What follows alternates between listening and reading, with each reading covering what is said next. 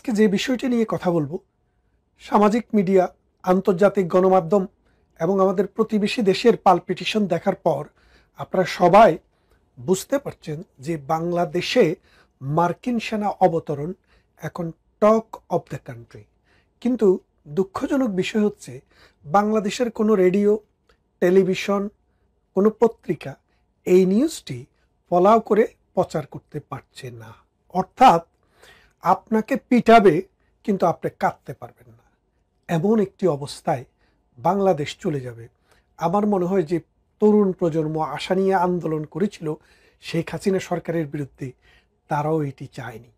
যে জনগণ রাস্তায় গিয়ে দাঁড়িয়েছিল সরকার পরিবর্তন হোক সেই কথা চিন্তা ভাবনা করে, অথবা কোটা পরিবর্তন হোক সেই কথা চিন্তা ভাবনা করে, তারাও কিন্তু আজকের দিনটি কল্পনা করেনি। কথা বাড়াতে চাই না সেদিকে। আপনারা জানেন গত 3 দিন থেকে বাংলাদেশে মার্কিন সেনাদের অবস্থান। মার্কিন সেনারা সুপার হারকিউলিক্স নামে একটি সেনাবাহিনী এবং অস্ত্র বহনকারী যুদ্ধ বিমান নিয়ে বাংলাদেশে অবতরণ করেছে। কক্সবাজারে তাদের জন্য হোটেল খালি করে দেওয়া হয়েছে, 5 স্টার হোটেল।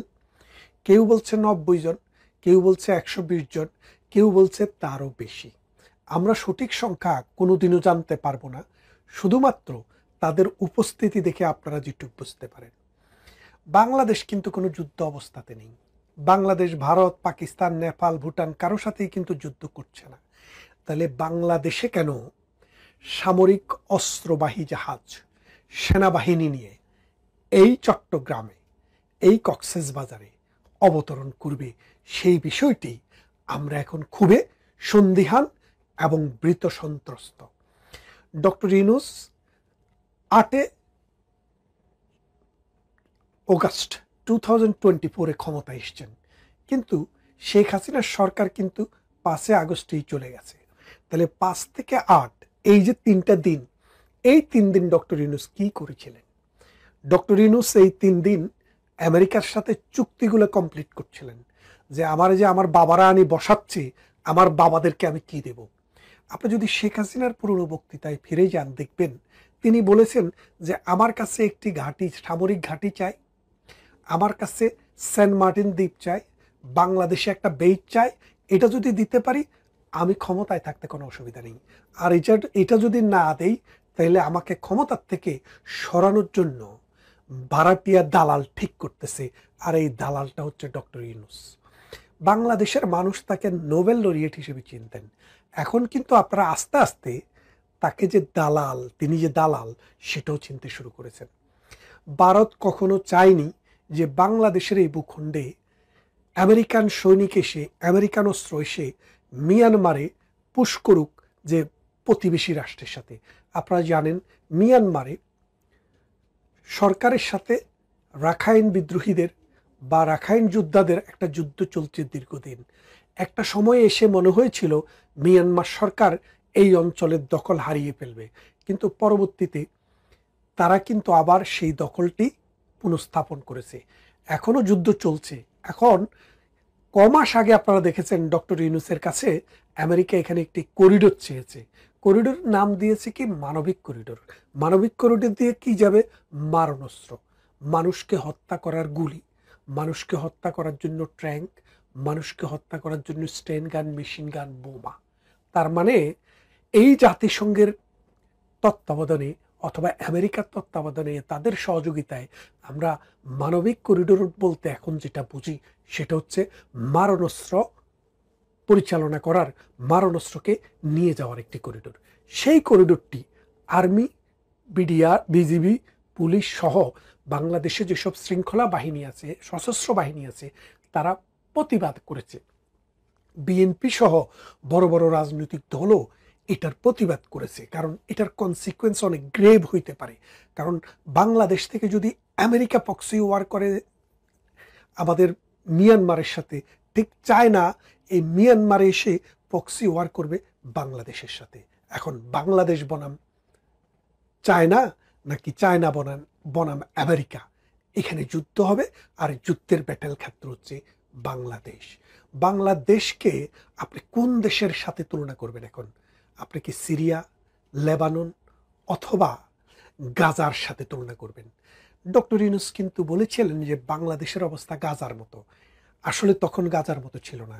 তিনি এখন নতুন গাজার সন্ধানে এই আমেরিকাকে দাওয়াত দিয়ে এনে আমার দেশে মারণাস্ত্র সহ আমেরিকার সেনাবাহিনী 1971 সালে স্বাধীনতা হওয়ার গত 53 বছরে আমরা কখনো আমেরিকার সেনাবাহিনীকে আমাদের ভূখণ্ড ব্যবহার করে অন্য কোনো দেশে হামলা, অন্য কোনো দেশে অস্ত্র পরিচালনা আমরা করতে দেয়নি। আমেরিকার সেনাবাহিনী এর আগেও বিভিন্ন সময়ে আমাদের দেশে এসছে ছোটোখাটো মহড়া দিতে, 10 জন 5 জন সামরিক না বেসামরিক বিমানে করে তারা এই দেশে এসছে, এসে চট্টগ্রামে বা বাংলাদেশের বিভিন্ন অঞ্চলে গিয়েছে।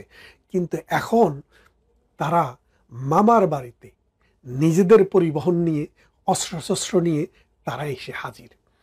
এখন বাংলাদেশ প্রতিবেশী রাষ্ট্র, যার 3 দিক দিয়ে আমাদেরকে যারা ঘিরে রেখেছে, তাদের সাথে আমাদের কোনো আলোচনা হয়নি। তারা জানে না কি হচ্ছে, অথচ তাদের ভূমি থেকে আমাদের ভূমির দূরত্ব কয়েক হাত। এখন ভারত গতকাল সর্বদলীয় এবং ভারতের সমস্ত সিকিউরিটি এজেন্সি এবং 3 বাহিনীর প্রধান একসাথে বসে মিটিং করেছে যে বাংলাদেশে কি হতে যাচ্ছে। আমি যেতটুকু জানতে পেরেছি, ডক্টর ইউনূস মনে মনে একটা ভয় পেয়েছে। ভয়টা হচ্ছে ইন্ডিয়া বাংলাদেশকে দখল করতে পারে। এটা মানে জুজু ভয় আর কি। যার কারণে তিনি তার উপদেষ্টাদেরকে বুঝিয়ে আমেরিকার থেকে মার্কিন সেনাবাহিনী এনে ঢাকার মানে বাংলাদেশের চিটং এনে এখন নামিয়ে দিয়েছেন। এই যে অবস্থা, আপনারা খেয়াল করেন যে দুটি জিনিস আমরা প্রতিবাদ করেছি, আপনারা প্রতিবাদ করেছেন, আমাদের বাহিনীরা প্রতিবাদ করেছে, রাজনৈতিক দল প্রতিবাদ করেছে। তার একটি ছিল বন্দরটি দিয়ে দেওয়া, আরেকটি ছিল একটি করিডোর দেওয়া। এখন আমেরিকাকে করিডোর কিন্তু দিয়ে দিয়েছে। আপনারা জানেন কি না জানি না, বাংলাদেশের এই মিয়ানমার সীমান্ত দিয়ে কিন্তু আমেরিকার সেনাবাহিনীদের কিন্তু যাতায়াত শুরু হয়ে গেছে। ওখান দিয়ে কিন্তু গোপনে কিন্তু চলছে কাজ কারবার। এবং আমাদের সেন্ট মার্টিন 1 বছর হয়ে গেল প্রায়, এটাতে মানুষের যাতায়াত বন্ধ। এখন ওখানে কারা আছে, ওখানে কি আছে, আপনারা একটু খোঁজ খবর নিয়ে দেখেন যে আমেরিকান সেনাবাহিনীর ওখানে ইউনিট হয়ে গেছে। আমেরিকান সেনাবাহিনী এখন ওখান থেকে অপারেশন চালানোর চেষ্টা করছে। তার মানেটা কি দাঁড়াচ্ছে দেখেন, আমাদের ভূখণ্ডেরই একটা অংশ, আমাদের একটি দ্বীপ, আমাদের মানুষ যেতে পারছে না। এবং আমরা শুনেছি সেখানে যে স্থানীয় বাসিন্দা আছে তাদেরকে নানাভাবে প্রলোভন দেওয়া হচ্ছে যে তোমরা এখান থেকে চলে যাও, তোমাদেরকে অমুক দেশে তমুক দেশে পাঠিয়ে দেওয়া হবে, অমুক জায়গায় বাড়ি করে দেওয়া হবে, তমুক জায়গায় বাড়ি করে দেওয়া হবে। অর্থাৎ দ্বীপটি খালি করার একটি প্রকল্প চলছে। এই দ্বীপকে কেন্দ্র করে ভবিষ্যতে কি হতে যাচ্ছে আপনারা দেখবেন। এখন আমরা শুধু বলে যাচ্ছি, আপনারা বিশ্বাস করছেন না। এই দ্বীপটি আর আমাদের থাকছে না। তার মানেটা হচ্ছে ভারতকে ভয় দেখানোর জন্য আমেরিকার সেনাবাহিনী এখানে নিয়ে আসা হয়েছে, এক। দ্বিতীয়ত, এই আমেরিকান সেনাবাহিনী দিয়ে মিয়ানমারে যে রাখাইন সেনারা আছে তাদেরকে ট্রেনিং এবং অস্ত্র দিবে এই আমেরিকান বাহিনী। তার মানে করিডোরও হয়ে গেল, বাংলাদেশে তাদের স্থায়ী বন্দরও হয়ে যাচ্ছে। খুব শীঘ্রই আপনারা শুনবেন যে বাংলাদেশের কুতুবদিয়ায়, সেন্ট মার্টিনে অথবা মহেশখালীতে একটি সি পোর্ট হবে। সেখানে এই সি পোর্টটির বেস হবে আমেরিকার সেনাবাহিনীর। সাম্প্রতিক সময় আপনারা জানেন এই যে মিডল ইস্টে সবচাইতে বড় সামরিক ঘাঁটি হচ্ছে উপসাগরে, যেটা কাতার বেসড, অর্থাৎ কাতারের সাথে আমেরিকার সবচাইতে বড় সামরিক ঘাঁটি। অথচ কাতারে যখন হামলা করে আমেরিকান সেনাবাহিনী কি করেছে, কাতারকে রক্ষা করার জন্য আমেরিকান সেনাবাহিনী একটি কথাও বলেনি, একটি বোমাও ছাড়েনি, একটি গুলিও চালায়নি। তার মানে আমেরিকার নিজের স্বার্থের জন্য যা দরকার তাই করে। তারা কখনো অন্য কোনো দেশের স্বার্থ, অন্য কোনো দেশের স্বাধীনতা, সার্বভৌমত্ব অথবা অর্থনীতির প্রতি তোয়াক্কাই করে না।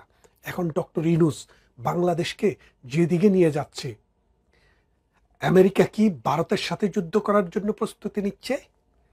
আমি মনে করি যদি আমেরিকা ভারতের সাথে যুদ্ধ করার প্রস্তুতি নিয়ে বাংলাদেশের ভূমিকে ব্যবহার করে, মিয়ানমারের সাথে যুদ্ধ করার প্রস্তুতি নিয়ে এই বাংলাদেশের ভূমিকে ব্যবহার করে, তাহলে এটা ভিয়েতনামের মতো রক্তক্ষয়ী ওয়ার হবে, যুগের পর যুগ, প্রজন্মের পর প্রজন্ম আমার বাঙালি ছেলেমেয়েরা শুধু যুদ্ধ দেখবে, শুধু অস্ত্র জনজনানি শুনবে, শুধু রক্ত দেখবে, হোলি খেলা দেখবে, স্বাধীনতা দেখবে না, দেশের উন্নয়ন দেখবে না, তার ভবিষ্যৎ দেখবে না। ডক্টর ইউনূসকে আপনারা খাল কেটে যে কুমির নিয়ে এসছেন, এই কুমির আপনাদের সন্তানদেরকে খাবে, তাদের ভবিষ্যৎ খাবে, আপনাদের ভূখণ্ড খাবে, আপনাদের অর্থনীতি খাবে, পরবর্তীতে আপনাদেরকেও গিলে ফেলবে।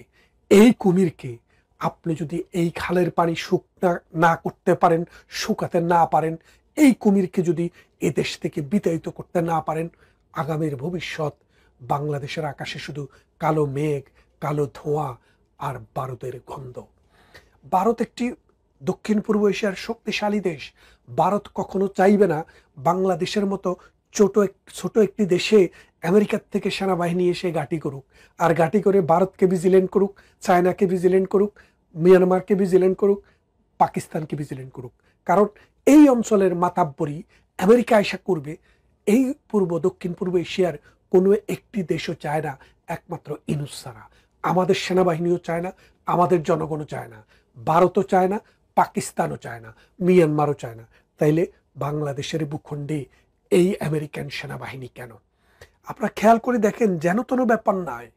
সুপার হারকিউলিক্স সেনাবাহিনীর যেটা অস্ত্র বহন করে এবং সেনাবাহিনীকে যুদ্ধকালীন সময় বহন করে, সেটা নিয়ে এসছে। আর শ্রীলঙ্কা থেকেও নাকি 2-3 জন নৌবাহিনী নিয়ে আসবে এখানে যৌথ মহড়া করার জন্য। তাইলে আপনারা বুঝেন বাংলাদেশের আজকের যে সমস্যা, এই সমস্যাটা হচ্ছে রাজনৈতিক সমস্যা, এই সমস্যাটা হচ্ছে একটি সুষ্ঠু নির্বাচনের সমস্যা, এই সমস্যাটি হচ্ছে অ্যাডমিনিস্ট্রেটিভ ফেলিউরের সমস্যা, এই সমস্যাটি হচ্ছে প্রশাসনিক দুর্বলতার সমস্যা।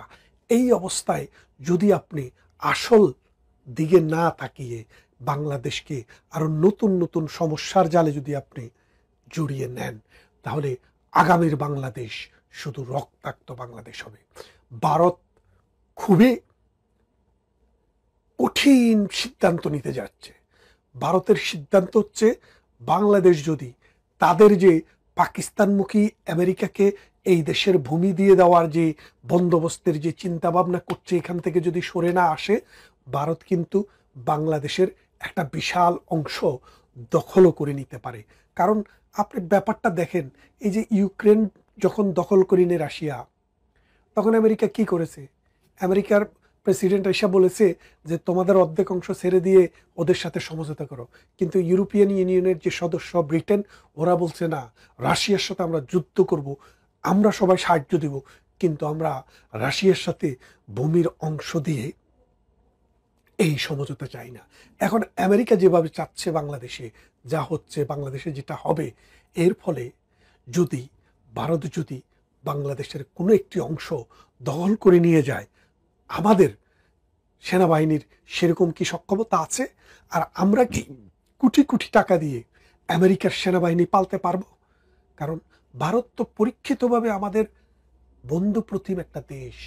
আমাদের যখন দুঃসময় ছিল 71-এ, সে সময় আমাদের পাশে এসে দাঁড়িয়েছে। আজকে আপনি ভারতকে বৃদ্ধাঙ্গুলি দেখানোর চেষ্টা করছেন, আমেরিকার দালালদেরকে ডেকে এনে, বেনিয়াদেরকে ডেকে এনে। এর ফল ভালো হবে না। আসুন ডক্টর ইউনূসের এই কুমতলব আমরা তাকে লাল কার্ড দেখিয়ে বলে দেই, বুঝিয়ে দেই, এই বাংলাদেশ 30 লক্ষ মানুষের রক্তে গড়ে ওঠে একটি স্বাধীন দেশ। এ দেশে এই দালালি আর বেশি দিন চলবে না। ভালো থাকবেন। কথা হবে অন্য কোনো ইস্যুতে, অন্য কোনো ভিডিও।